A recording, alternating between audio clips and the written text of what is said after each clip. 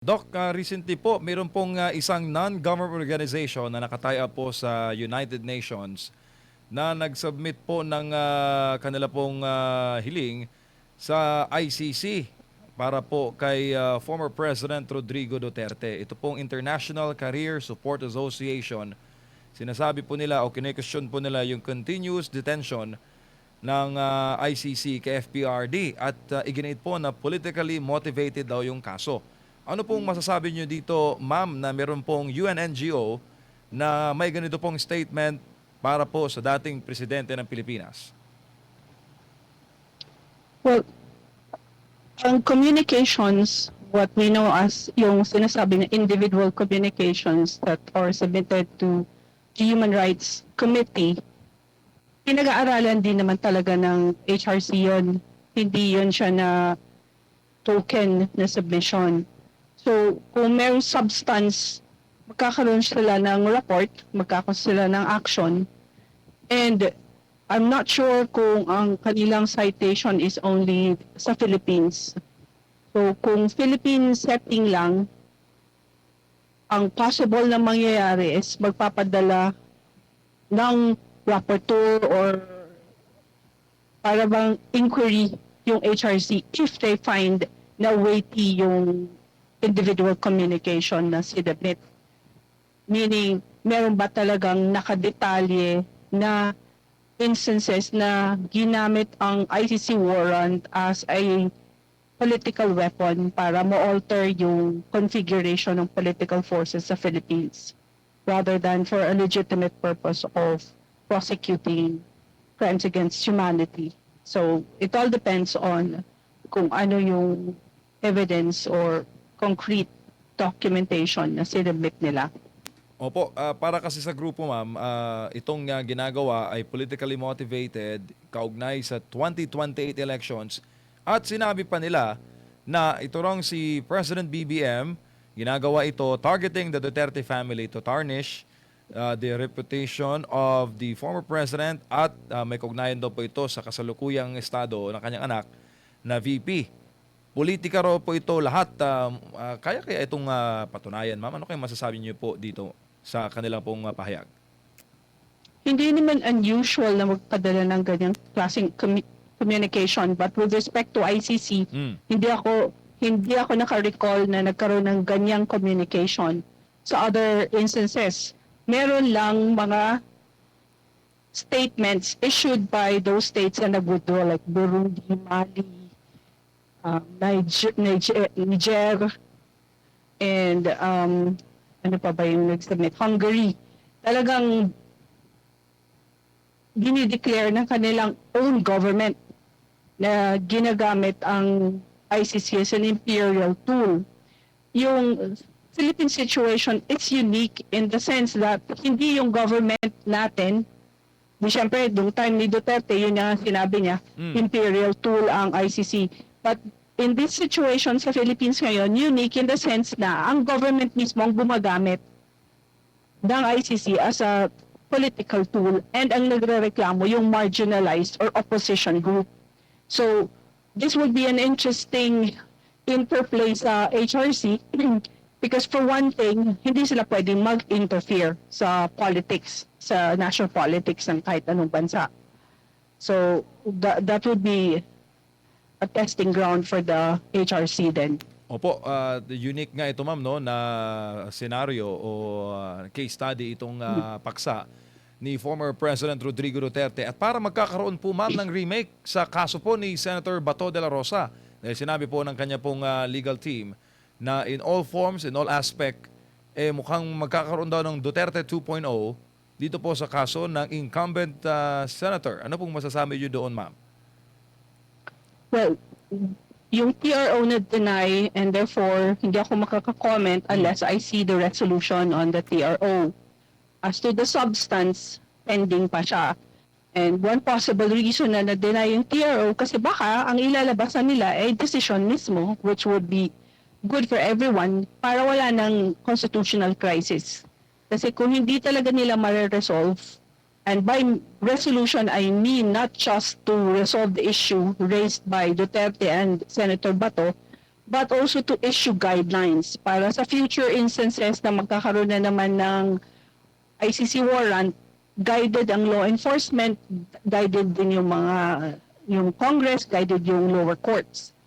Kung walang ganong guidelines ay lalabas, medyo mahihirapan talaga. Magkakaroon ng perennial crisis kasi based on the ruling ng appeals chamber, mukhang magkakaroon siya ng perpetual jurisdiction in the sense na any case stemming from the investigation na initiate nung period na interim period from the time of withdrawal to the 1-year period na mag-wrap up sila, mukhang lahat ng cases stemming from that investigation, mag-assert sila ng jurisdiction in the sense na jurisdiction over the subject matter.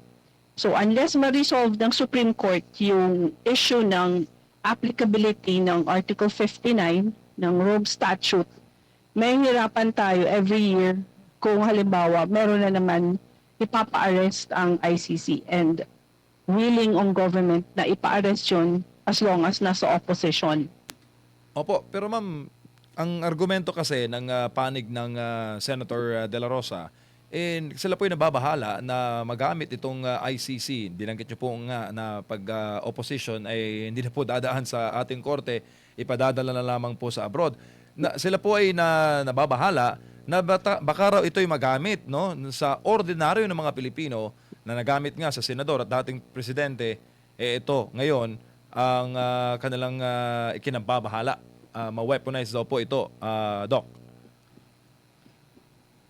Yung naka-name kasi na core perpetrators doon sa substantive aspect ng appeals chamber na decision, may nakasulat na doon. Tapos may redacted names. So we don't know kung sino yon, pero for sure, nandun yung pangalan ni Bongo, who is also in the opposition. And some generals. So hindi ko rin kilala yung mga generals yung kung retired or active. So kung magkakaroon ng ICC warrant nga, magre-recur ang issue kung walang guidelines. So let me just, I think, para lang makatulong sa pagkaliwanag ng ano talaga ang lay of the land as far as the law is concerned. So if okay lang sa inyo, let me just give a very brief parang outline kung ano yung okay lang po ba? Sige lang po, Doc. No problem po. Okay, so I will divide the periods into 3. The period when may effect pa yung Rome Statute. The period when wala na siyang effect, which is now. And the period when, and this is something that's always missed out by commentators and by the media, and also I think by the counsels of Senator Bato, the period when the CIDG filed a subpoena against Senator Bato. So, 3 periods. During the period na may effect na po yung Rome Statute, ano ang rule when an ICC warrant is issued and needs to be executed in the Philippines? Definitely, kung ano man yung rule na yun pa rin yung rule during the period after na nag-take effect yung withdrawal and nag-exercise pa rin ng jurisdiction ang ICC. So it's important for us to know what that rule is. Ordinarily, pag ang isang estado ay naging member ng ICC, nagpapalabas siya ng isang domestic law. So hindi nila transpose yung Rome Statute ay na-apply sa sarili nilang territory. No. Gumagawa muna sila ng domestic law, ina-adapt nila yung criminalization of certain acts. At the same time, nililay down nila ang procedure when an arrest warrant is issued by the ICC and needs to be executed in their territory. So, for instance, Japan, meron siyang rule, and that rule is very remarkable and unique compared to all the rest in the sense na yung isang tao na arrested on the basis of an ICC warrant, dadalhin sa Tokyo High Court, And the Tokyo High Court does not just limit its determination kung anong identity mo, ano ang rights mo ba ay na-respect when you were arrested, meron ka bang counsel, gusto mo ba ng interim release. In addition to those questions, yung court mismo titingin sa evidence. So mind-blowing yun na particular domestic system ng Japan. With all the rest, hindi ganon. Hindi sila nagtatouch sa evidence. For instance, Germany or Canada or UK, etc. Titingnan lang nila, of course, for sure, lahat na yon dadalhin yung tao sa isang korte, sa isang judicial authority. Tapos titingnan, ikaw ba itong taong to, etc. etc. Meron ka na bang previous na prosecution and judgment based on the same facts, etc. Kasi ito yung double jeopardy na pwede mong ma-raise. Or meron ka bang pending investigation na pwede mong ma-raise as a complementarity rule. So, yun yung period na member pa ng ICC ang isang estado. Sa Philippines, gumawa tayo ng law, 2009, hindi pa tayo nag-ratify. Hindi pa nag-concur ang Senate. Although, pumirma na tayo sa Rome Statute. So, instinctively, sasabihin mo, this law should not apply kasi nauna siya sa ratification. But yet, if you look at the deliberations in Congress, the law was designed to address a situation when the Philippines already becomes a member of the ICC. Kasi at that time, talagang malakas yung lobby for the Philippine membership to the ICC. So nag-prepare na tayo. How did we prepare our legal system for our eventual membership? First, we criminalized the same acts, the same omissions acts that are criminalized under the Rome Statute. Ito yung sinasabing universalization of the concept of universality of the criminalization of crimes against humanity, etc. What does universality mean? Ito lang po yung sinasabi na kung sabihin natin si Netanyahu nakakommit ng genocide, hindi sa Palestine, let us say, nakakommit siya ng genocide sa Canada. Pumunta siya ng Pilipinas. Kahit wala siyang pinatay na Pilipino, tayo may jurisdiction over Netanyahu kasi nag-commit siya ng genocide. Yun lang ang ibig sabihin nun ng universalization. It is a question of whether jurisdiction exists. So, sa batas, iba ang question ng existence of jurisdiction, iba naman ang question ng exercise of jurisdiction. I-explain ko lang mamaya po ha. So, during the time na nag-sign tayo, tsaka in effect yung Rome Statute sa Philippines, yung rule na ina-apply natin, ang pwede natin i-apply in case merong ICC warrant na na-issue would be RA 9851. Okay? But then, yung RA 9851, suppletory yung rules of court. Why? Kasi sa Section 18, andun yung nakaslagay na exclusive and original jurisdiction ng RTC. At syempre, yung RTC will always be governed by the rules of court. And overarching dun, yung Bill of Rights natin. Kasi talaga namang lahat, kahit saan naman, pervasive ang Bill of Rights natin, kahit hindi i-mention dun sa batas na yun. So, during that period, yun na yung pwede mong i-apply. Ngayon, of course, pagdating na naman sa period na hindi na wala ng effect yung Rome Statute sa atin, when there is an ICC warrant that needs to be enforced, and the only magiging basis ng NBI or PNP, etc., to enforce it, let us say, sabihin nila, Rome Statute pa rin, pero yung kanilang authority will be governed by certain laws and rules, and that would be the Bill of Rights, RA 9851, and in particular, Section 18. Okay? So, hindi mo pwedeng sabihin merong vacuum. Meron po talagang nag-govern na rules. Now, nandito na tayo sa point na naka-withdraw na tayo sa Rome Statute. What does it mean? ito yung nakakomplicate sa situation natin. So, before, member tayo, mabilis lang. Okay, warrant of... Remember at that time, di ba, merong Mama Sapano massacre. Opo. And Miriam Santiago suggested that the government, some people in the government, be held accountable for the massacre, for crimes against humanity under the Rome Statute. Imagine that.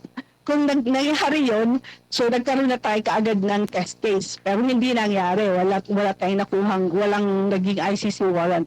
So, nandito na tayo sa situation na lumabas na tayo sa Rome Statute. Under treaty law, ito yung pinaka-importante na principle under international law on treaties. Kung ang Estado ay lumabas sa isang treaty system, yung kanyang territory hindi na magiging governed by that treaty system. Lalabas na siya.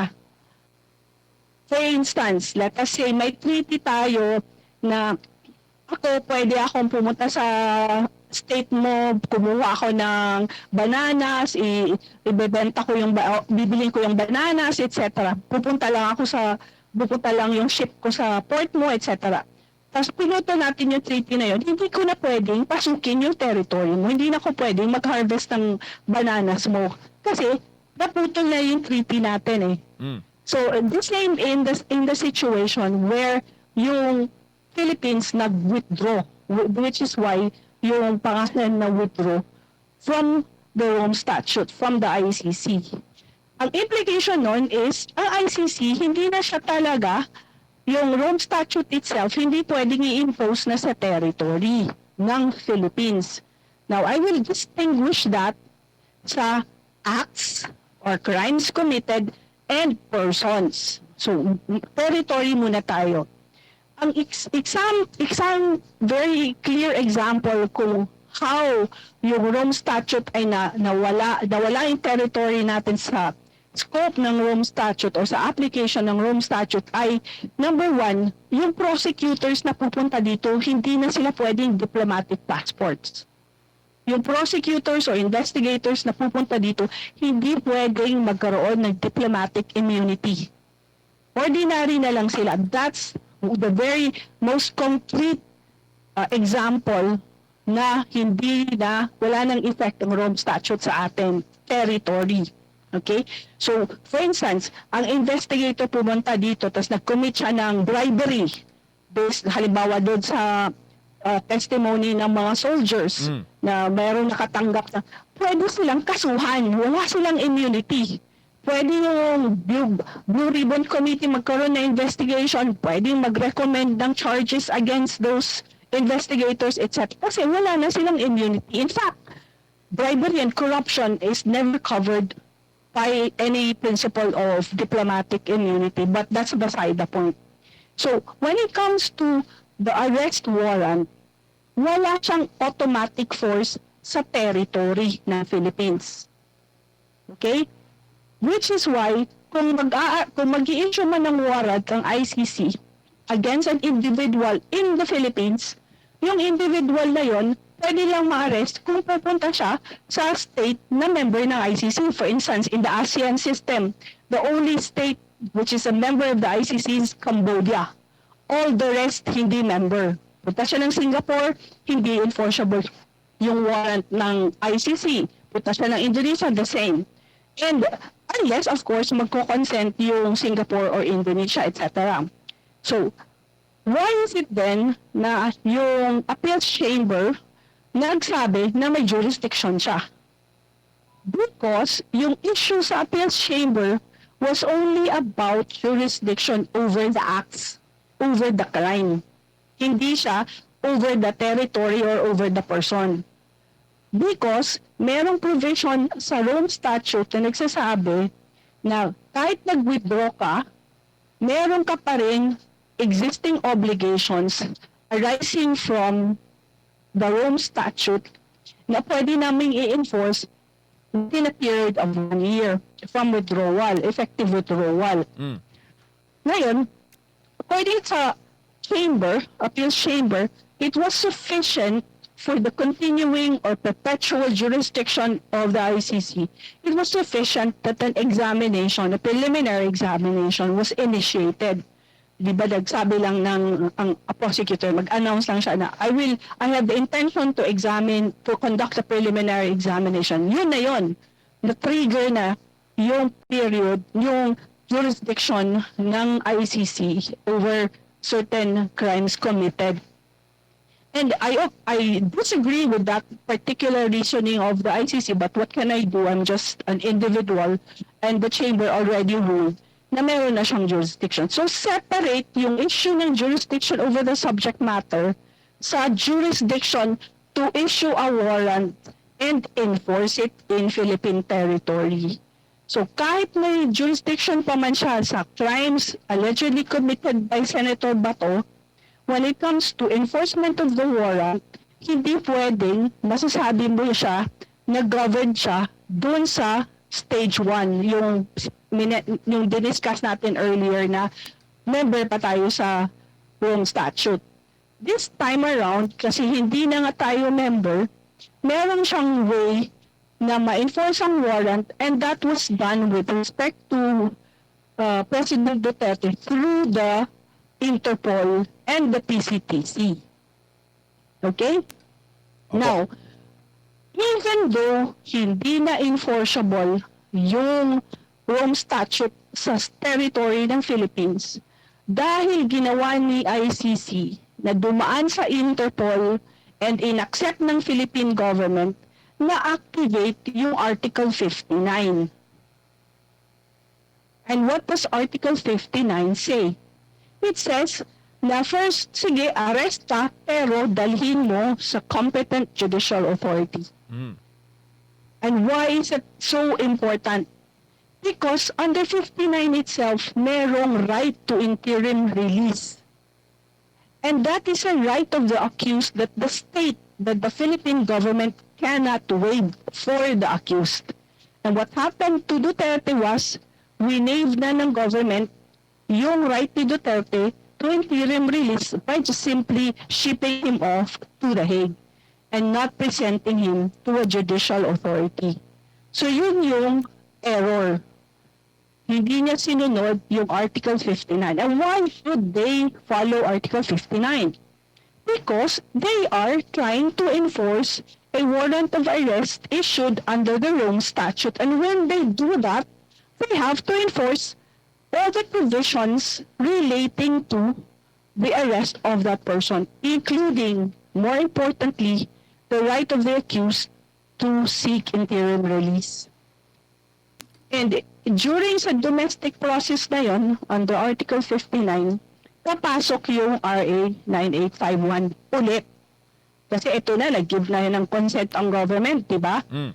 Pero in giving consent, hindi naman niya pwedeng sabihin, walang rules applicable kasi wala na kami sa Rome Statute. At the same time, wini-waive namin yung right ng accused to interim release. Hindi ibig sabihin na talagang tabula rasa, bahala na anong mangyari. Ito na lang gagawin namin. No. Dahil nga nag-consent ang government na i-enforce yung warrant of arrest against President Duterte, dapat sinunod niya yung 59. Kasi doon siya nagdodraw, halimbawa ang NBI, doon siya magdodraw ng authority to execute the warrant. Hindi siya pwedeng mag-cherry pick kung ano lang na provisions ng Rome Statute. At the same time, since nakalagay doon sa 59 itself na dumaan ka sa judicial authority, 9851 ang ma-activate.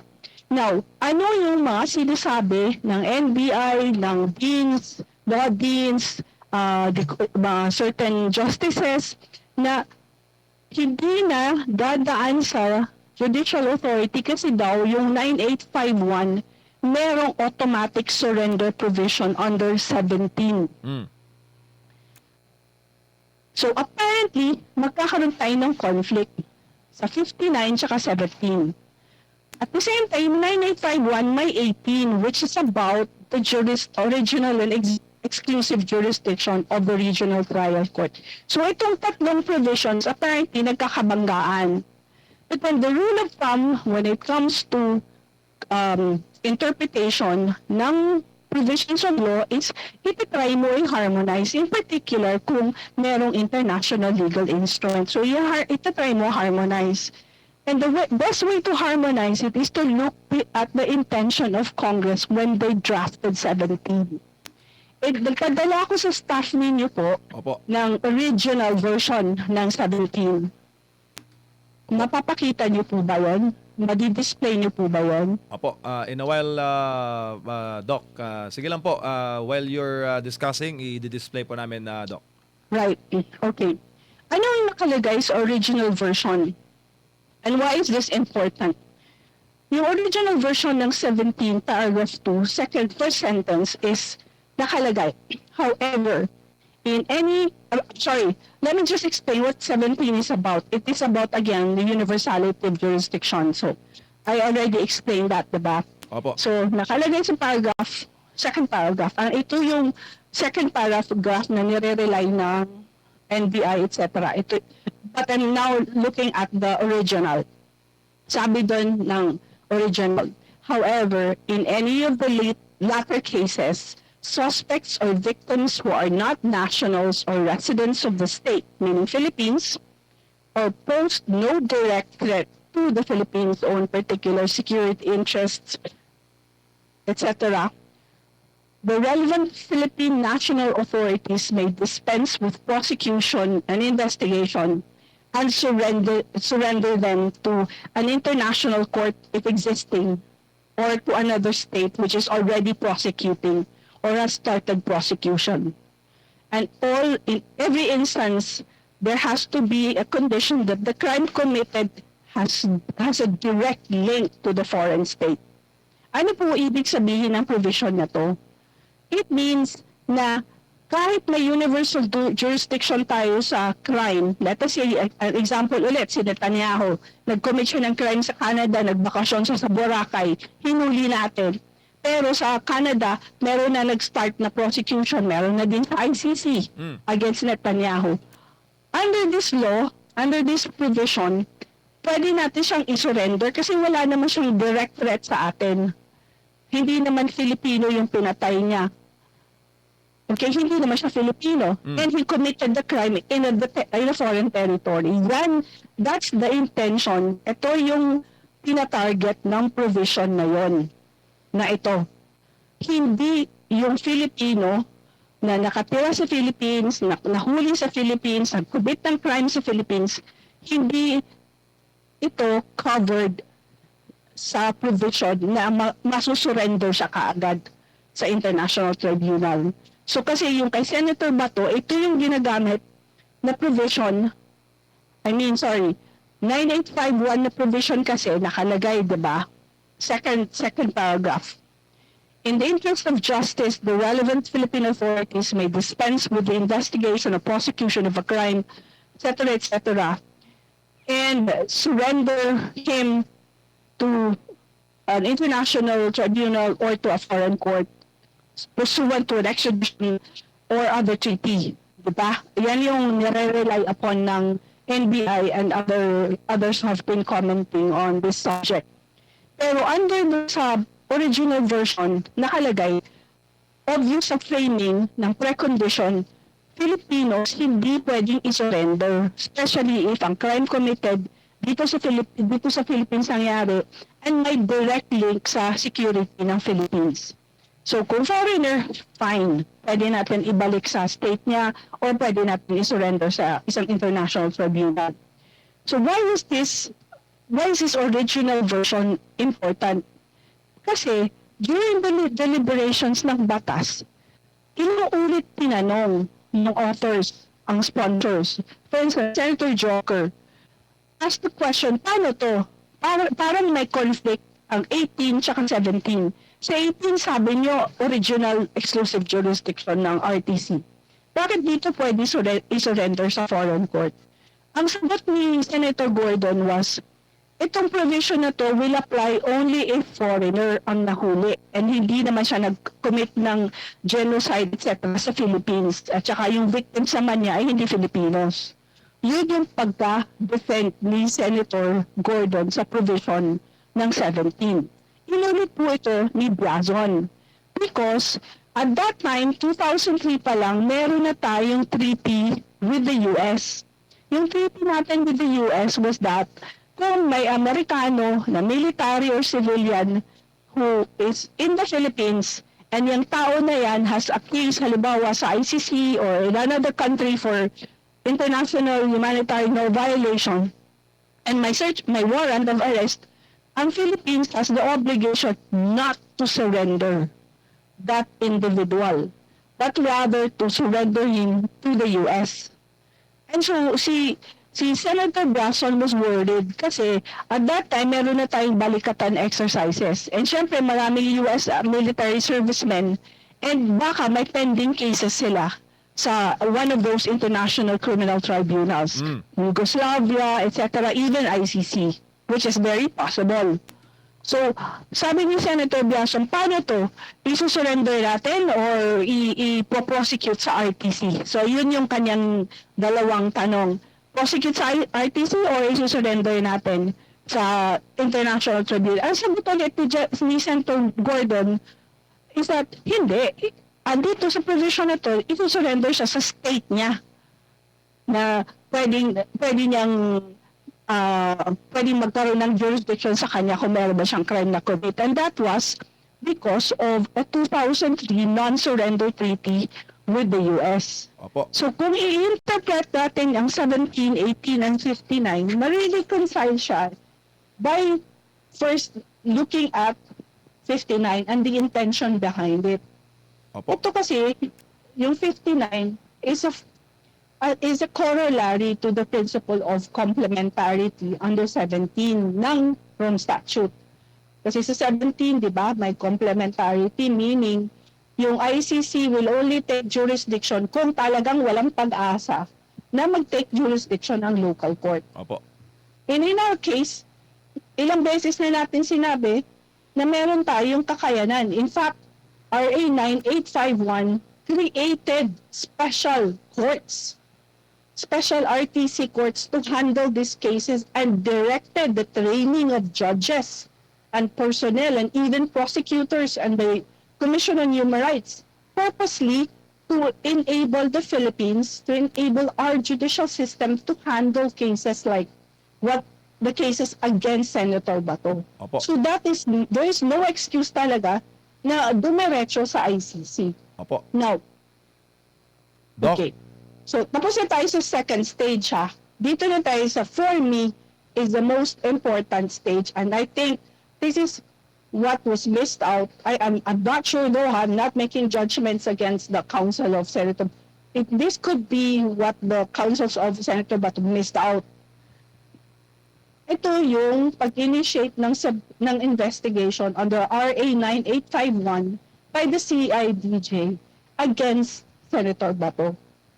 The moment na nag-issue ng subpoena and the moment na na-receive ni Senator Bato ay nagsabi siya, I will respond, nag-trigger, nag-set in na yung principle of complementarity to the point that the councils can already ask the ICC na stop nyo na yung warrant kasi nag-assume na ng jurisdiction ang Philippine authorities. And then pwede din niya sabihin sa, if hindi man nila magawa yun, pwede niya yun i-raise as a non-admissibility defense. Kung nagkaroon na siya, bawa nahuli na siya, dalhin siya doon, non-admissibility defense bracket. Under the complementarity rule, nakalagay lang doon na mag-step in ang ICC kung walang local court na able and willing to genuinely undertake an investigation and prosecution. And obviously, the investigation and eventual prosecution against Senator Bato would be genuine kasi si Senator Bato is in the opposition to the government, and it is the government undertaking the investigation and prosecution of Senator Bato. And therefore, yan pinaka-importante na rule on complementarity, and pwede na niyang ma-bar ang ICC from even exercising jurisdiction over the acts mismo of Senator Bato, not just over the person. Kasi yung acts na mismo ang ini-investigate ng CIDJ and eventually by the courts.